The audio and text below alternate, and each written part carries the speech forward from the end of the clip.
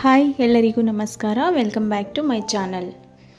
ನಾನಿವತ್ತು ನಾಟಿ ಅಣಬೆಯಿಂದ ಸಾಂಬಾರು ಹೇಗೆ ಮಾಡೋದು ಅಂತ ತೋರಿಸ್ತಾ ಇದ್ದೀನಿ.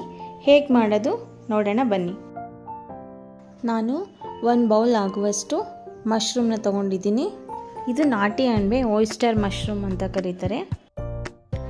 1 ಕಪ್ ತೆಂಗಿನಕಾಯಿ ತುರಿ, ಒಗ್ಗರಣೆಗೆ ಸ್ವಲ್ಪ ಈರುಳ್ಳಿ, ಇದು ರುಬ್ಬಕ್ಕೆ ಅಂತ ತೊಗೊಂಡಿರೋ ಈರುಳ್ಳಿ, 1 ಟೊಮ್ಯಾಟೊ, 2 ಬ್ಯಾಡಗೆ ಮೆಣಸಿನಕಾಯಿ ತೊಗೊಂಡಿದ್ದೀನಿ, ಸ್ವಲ್ಪ ಬೆಳ್ಳುಳ್ಳಿ, 2 ಸ್ಪೂನ್ ಉರಿಗಡಲೆ, ಲವಂಗ, ಚಕ್ಕೆ, ಸ್ವಲ್ಪ ಶುಂಠಿ, ಕೊತ್ತಂಬರಿ ಸೊಪ್ಪು, ಪುದೀನ, ಇದು ಮಟನ್ ಸಾಂಬಾರ್ ಪುಡಿ 2 ಸ್ಪೂನ್ ತೊಗೊಂಡಿದ್ದೀನಿ. ಹಾಗೆ ಒಗ್ಗರಣೆಗೆ ಸ್ವಲ್ಪ ಎಣ್ಣೆ, ರುಚಿಗೆ ತಕ್ಕಷ್ಟು ಉಪ್ಪು. ಇವಾಗ ಹೇಗೆ ಮಾಡೋದು ನೋಡೋಣ. ಮಸಾಲೆ ರುಬ್ಕೊಳ್ಳೋಕ್ಕೆ ಮಸಾಲ ಪದಾರ್ಥಗಳನ್ನ ಸ್ವಲ್ಪ ಎಣ್ಣೆಯಲ್ಲಿ ಹುರ್ಕೋತಾ ಇದ್ದೀನಿ.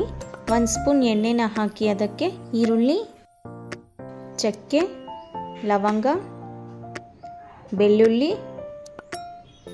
ಶುಂಠಿ ಇಷ್ಟನ್ನು ಹಾಕಿ ಸ್ವಲ್ಪ ಫ್ರೈ ಮಾಡ್ಕೋತಾ ಇದ್ದೀನಿ. ನಂತರ ಇದಕ್ಕೆ ಹೆಚ್ಚಿಟ್ಕೊಂಡಿರೋ 1 ಟೊಮ್ಯಾಟೊ, 2 ಬ್ಯಾಡಗೆ ಮೆಣಸಿನಕಾಯಿನ ಹಾಕಿ ಮತ್ತೆ ಸ್ವಲ್ಪ ಫ್ರೈ ಮಾಡ್ಕೋತಾ ಇದ್ದೀನಿ. ಇವಾಗ ಇದೆಲ್ಲ ಫ್ರೈ ಆಗಿದೆ. ಇದನ್ನು ಒಂದು ತಟ್ಟೆಗೆ ಹಾಕಿ ತಣ್ಣಗಾಗಕ್ಕೆ ಅಂತ ಬಿಡಬೇಕು. ಇವಾಗ ನಾನು ಹುರಿದಿಟ್ಕೊಂಡಿದ್ದ ಮಸಾಲ ಪದಾರ್ಥಗಳನ್ನ ಮಿಕ್ಸರ್ ಜಾರ್ಗೆ ಹಾಕ್ಕೊಂಡಿದ್ದೀನಿ. ಅದ್ರ ಜೊತೆ 1 ಕಪ್ ತೆಂಗಿನಕಾಯಿ, ಹುರಿಗಡಲೆ, ಹಾಗೆ ಕೊತ್ತಂಬರಿ ಸೊಪ್ಪು, ಪುದೀನ ಸೊಪ್ಪು ಮತ್ತು ನಾನು ತೊಗೊಂಡಿರೋ ಮಟನ್ ಸಾಂಬಾರು ಪುಡಿನ ಹಾಕಿ ರುಬ್ಕೊಂಡಿದ್ದೀನಿ.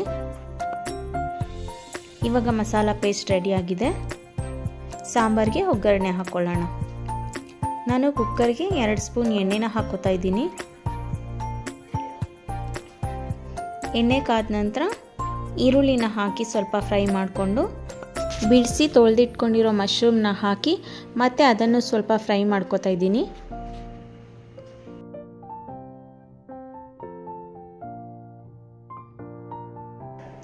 ಇವಾಗ ಇದಕ್ಕೆ ಸ್ವಲ್ಪ ಉಪ್ಪು ಮತ್ತು 1/4 ಟೀ ಸ್ಪೂನ್ ಅರಿಶಿನ ಪುಡಿನ ಹಾಕಿ ಮಿಕ್ಸ್ ಮಾಡಿಕೊಂಡು ರುಬ್ಬಿಟ್ಕೊಂಡಿರೋ ಮಸಾಲಾನ ಹಾಕೋತಾ ಇದ್ದೀನಿ. ಮಸಾಲ ಹಾಕಿದ ನಂತರ ಸ್ವಲ್ಪ ಫ್ರೈ ಮಾಡಿಕೊಂಡು ಅದಕ್ಕೆ ನೀರನ್ನು ಹಾಕಿ ರುಚಿಗೆ ತಕ್ಕಷ್ಟು ಉಪ್ಪನ್ನು ಹಾಕಿ ಒಂದು 15 ನಿಮಿಷ ಬೇಯಿಸ್ಕೊಂಡ್ರೆ ಮಶ್ರೂಮ್ ಸಾಂಬಾರು ರೆಡಿ ಆಗುತ್ತೆ. ಯಾರೆಲ್ಲ ವಿಡಿಯೋನ ನೋಡ್ತಾ ಇದ್ದೀರಾ, ನಿಮಗೆ ಈ ವಿಡಿಯೋ ಇಷ್ಟ ಆಗಿದ್ರೆ ಪ್ಲೀಸ್ 1 ಲೈಕ್ ಕೊಡಿ, ಹಾಗೆ ಕಮೆಂಟ್ ಮಾಡಿ. ಮತ್ತು ನೀವಿನ್ನೂ ನನ್ನ ಚಾನಲ್ಗೆ ಸಬ್ಸ್ಕ್ರೈಬ್ ಆಗಿಲ್ಲ ಅಂದರೆ ದಯವಿಟ್ಟು ಸಬ್ಸ್ಕ್ರೈಬ್ ಮಾಡ್ಕೊಳ್ಳಿ. Thank you.